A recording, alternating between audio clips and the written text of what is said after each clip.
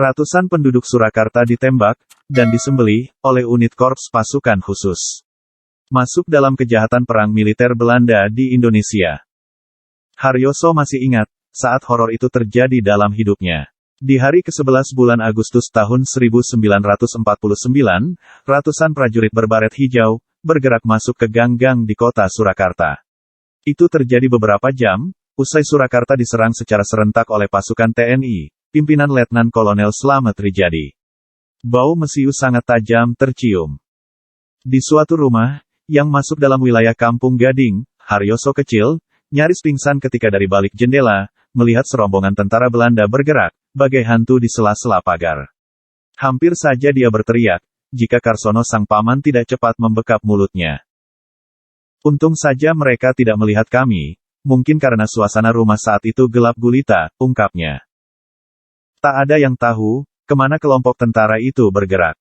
Yang jelas, ketika siang sudah menjelang, Haryoso mendengar berita bahwa beberapa pasien, petugas dan dokter yang berdiam di sebuah pos PMI, Palang Merah Indonesia, dekat rumahnya, ditemukan telah terbunuh secara kejam.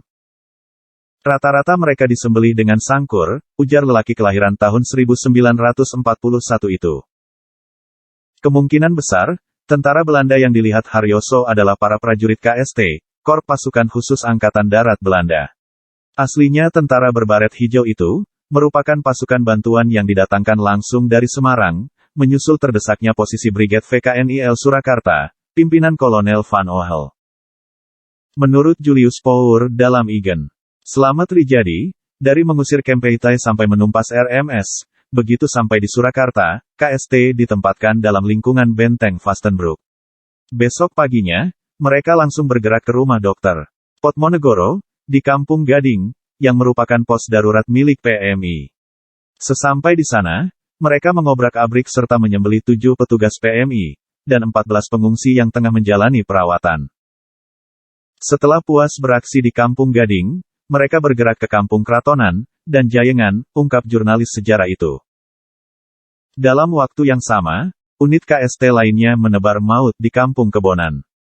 Setelah menahan 22 penduduk sipil di sebuah rumah, mereka lantas menelanjangi orang-orang itu, sebelum satu persatu disembelih secara dingin.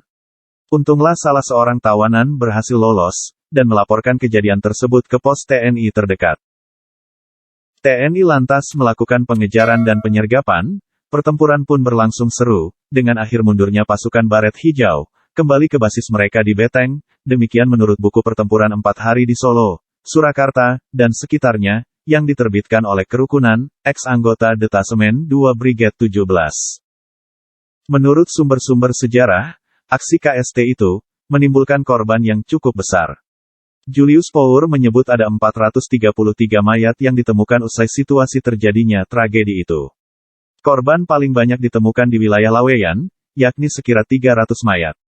Sebagian besar dari mereka tewas akibat disembelih, atau ditusuk dengan menggunakan bayonet. Pihak Belanda bungkam atas peristiwa itu. Ketika diprotes oleh Slamet Rijadi, Kolonel Van Ohel hanya bisa berjanji, bahwa dirinya akan menarik secepatnya pasukan KST, dan membawa para pelaku pembunuhan rakyat sipil itu, ke pengadilan militer. 4 hari kemudian, Wakil Tinggi Mahkota Belanda Dr. A.H.J. Loving, menulis surat kepada Menteri Seberang Lautan, J.H. van Maarsevin dan Parlemen Belanda. Isinya, memohon agar peristiwa pembantaian rakyat sipil di Surakarta dipetiskan saja.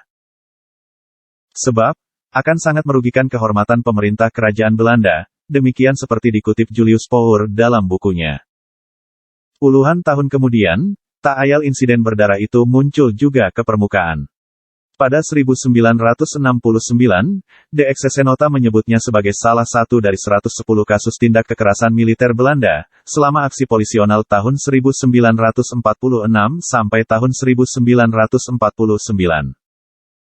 Tahun 2016, peneliti sejarah Belanda, Remy Limpach, dalam De Brandende Kampongs van General Spoor, kampung yang dibakar oleh Jenderal Spoor, menyebut bahwa istilah ekses sangatlah tidak tepat, dan harus dikoreksi karena sejumlah pelanggaran HAM, yang dilakukan militer Belanda selama tahun 1946 sampai tahun 1949, terbukti merupakan pembunuhan-pembunuhan yang dijalankan secara terstruktur.